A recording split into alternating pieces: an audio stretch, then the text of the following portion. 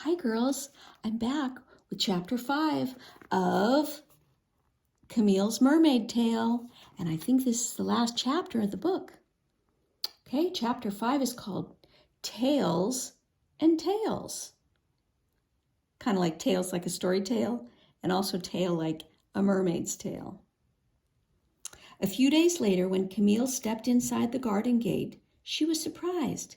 Inside her Wellington boots was a bottle, and inside the bottle was a message. Come to the old shed. How mysterious, thought Camille.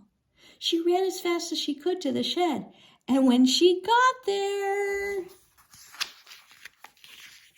surprise! All the Wellie wishers shouted, "Oh, oh, oh," breathed Camille. "This is beautiful." "It's your underwater garden," said Kendall excitedly. "The one from the mermaid story that you told us."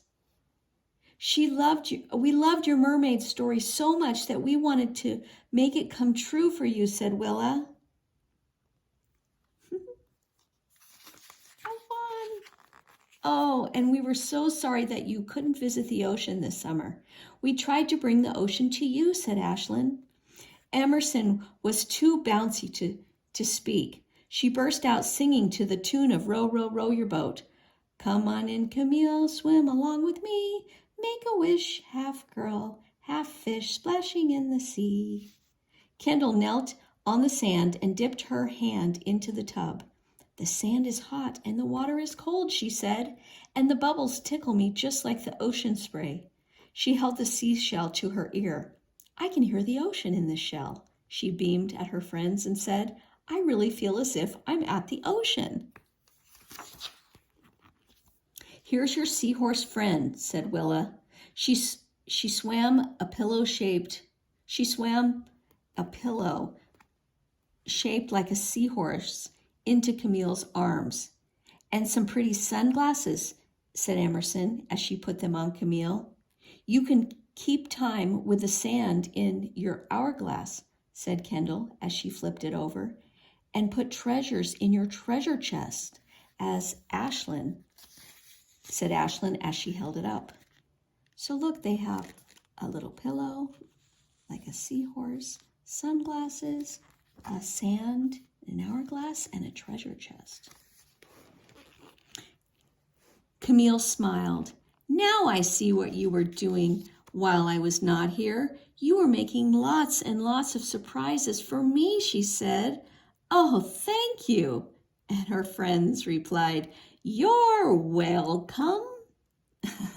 Camille lifted the lid of the treasure chest and took out a package wrapped in brown paper. "Hey," said Willow, "what's that?" Isn't it another present from all of you?" said Camille. "No," said her friends. "Open it, open it, open it," said Emerson, practically bursting with curiosity. When Camille opened the package, the other Wellie wishers were just as surprised as she was, because inside the package there was a mermaid tail. "Oh, look," sighed the Wellie wishers blissfully. "I love it," said Emerson. "It's wonderful. And there's a crown too," said Ashlyn. "I'll help you put it on," said Camille. "Camille," said Willa. Camille spun so that her mermaid tail sparkled and glistened in the sunshine, as if it were wet with ocean spray. "It fits perfectly," said Camille happily.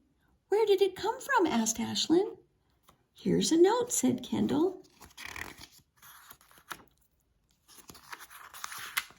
"Dear Camille, your friend, Aunt Miranda, called me. She told me that you missed your mermaid tail, so I made you a new one.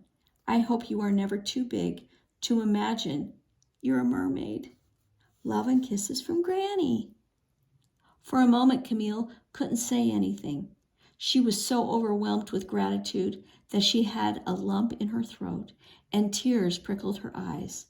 She was thankful, and she was pleased too, because it was her description of the ocean and her mermaid story that had given her friends the inspiration for the underwater garden. And suddenly Camille thought of a way to thank her friends. Camille took her book of mermaid stories out of her backpack. I wrote down some of my mermaid tales, she told the other Wellie Wishers, and then she grinned. While Granny was making a mermaid tale, I was making mermaid tails. Look! Ooh, breathed the girls as they crowded close to look at Camille's book of mermaid tales.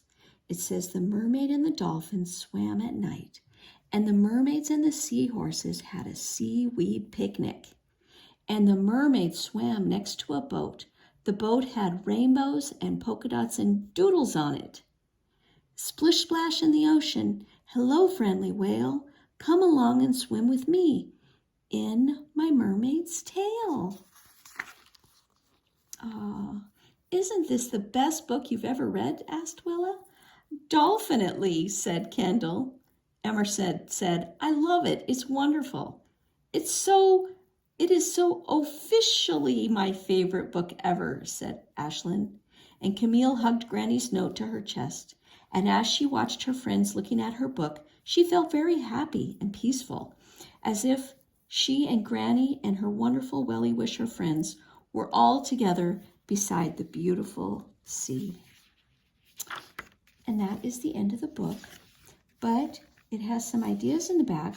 One of the ideas I saw is maybe making your own book about the best day that you've ever had. Camille's best day was a day at the beach and pretending she was a mermaid. But maybe your best day was something else.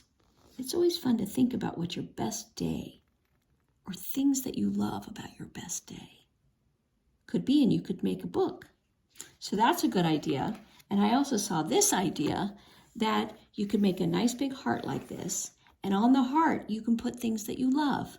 You can put people, all the people that you love, the pets and animals that you love, and the favorite places that you've been, or things that you love to do, like hiking and singing and swimming.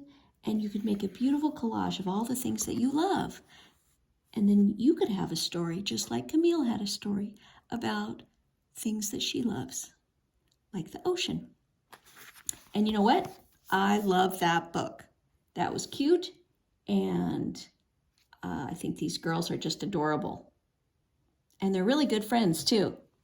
Anyway, hope you love the book, girls, and maybe we'll read you another one. Okay, see you later.